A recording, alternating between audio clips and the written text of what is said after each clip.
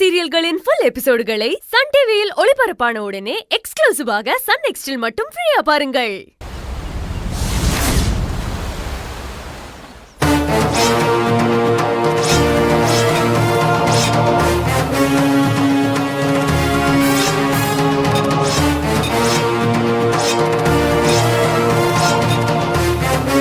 அந்த திருட்டு பயலுக்கு எம்புட்டு தைரியம் இருந்திருந்தா நான் அம்புட்டு சொல்லியும் உன்னை கடத்த பார்த்திருப்பான். இனி அந்த பயலுக்கு மரியாதை இல்லை. இன்னைக்கு அவனை வெட்டி ஒளி போட போறேன்.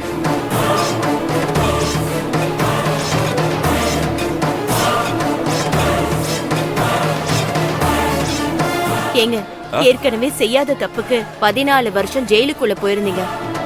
இப்ப அந்த பயலை வெட்டி கொன்னுப்புட்டு ஆயுசுக்கு ஜெயில போய் இருக்க போறீங்களா? முதல்ல அருவாளை தூக்கி போடுங்க. அந்த பயலுக்கு பயந்துகிட்டு அவன் செய்யற சேட்டத்தனத்தை பார்த்துக்கிட்டு கையையும் வாயையும் பொத்திக்கிட்டு அமைதியா கிடக்க சொல்றியா என்ன? இம்புட்டு நாளா போனா போதுன்னு விட்டதுனாலதான் அவன் அந்த அளவுக்கு ஆடிக்கிட்டு இருக்கான். என்ன எதையாவது சொல்லி தடுக்க நினைக்காத. அவ சொட்டெலும்பு முறிச்சாதான் சரிப்பட்டு வருவான். ஆத்திரப்படாதீங்க.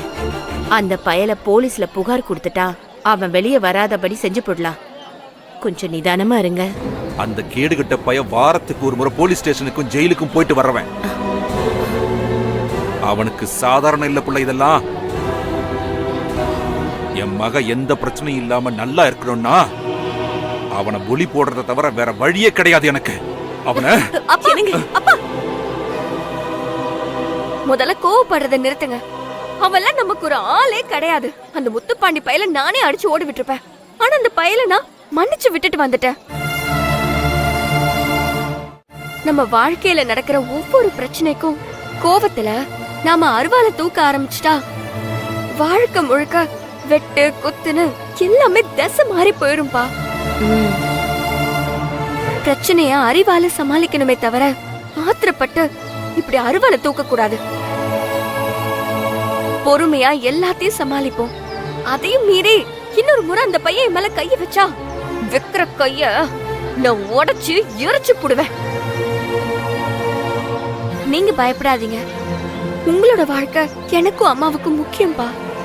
இனிமேல எங்களை பிரிஞ்சு வாழ்ற வாழ்க்கை எங்களுக்கு வரக்கூடாது. நீங்க என்னைக்கும் எங்களுக்கு காவலா இருக்கணும்பா.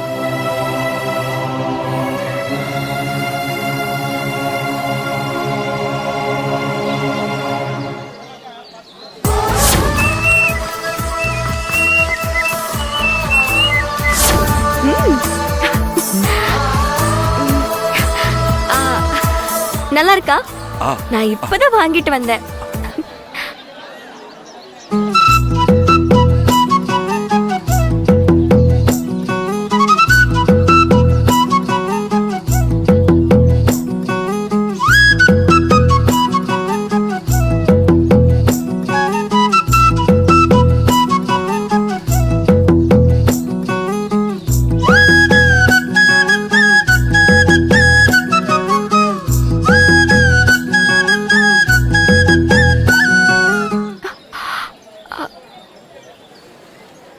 ஆமா, இப்ப எதுக்கு ரெண்டு பேரும் கண் கலங்குறீங்க? நான் வாசிக்கிறது பிடிக்கலையா? என் பொண்ணு வாசிக்கிறது பிடிக்கலன்னு நான் எப்படி தாயி சொல்ல முடியும்? 4 பூரா கேட்டுக்கிட்டே இருக்கணும்னு எனக்கு ஆசைதான் தாயி.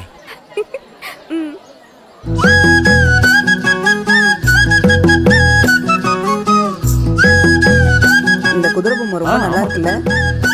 நல்லா இருக்குல்ல? என்ன வேணும்? அந்த குதிரை பொம்மை என்ன விலை? 2000 ரூபாங்க. ஏங்க, ரேட்டு ஜாஸ்தியா இருக்கு. ஒரு 1500 ரூபா போட்டுக்கலாமே. எங்க கடையை பொறுத்த வரைக்கும் விலை அதிகமா வைக்கிறது, அதுக்கப்புறம் குறைச்சு கொடுக்கறதெல்லாம் இல்ல. அந்த பொருளுக்கு உண்டான விலை என்னமோ அத சரியா சொல்லி முறையா வியாபாரம் பண்றதுதான் எங்க தொழில் தர்மம். நான் நியாயமான விலையை தான் சொல்லிருக்கேன். நம்பி வாங்கிட்டு போங்க, நல்லதே நடக்கும். வாங்கிடலாமா? ஓகே.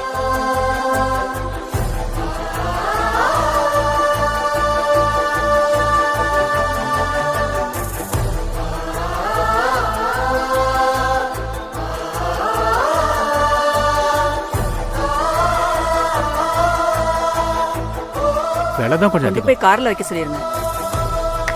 இங்க வா சார். இதை எடுத்துட்டு போய் கார்ல பத்திரமா சரிங்க வச்சுட்டு வா. நாங்க இன்னும் பொருள் வாங்கணும் பாத்துக்கிட்டு இருக்கோம். நீ போய் வச்சுட்டு வா. வச்சுட்டு வந்துடுறோம்மா.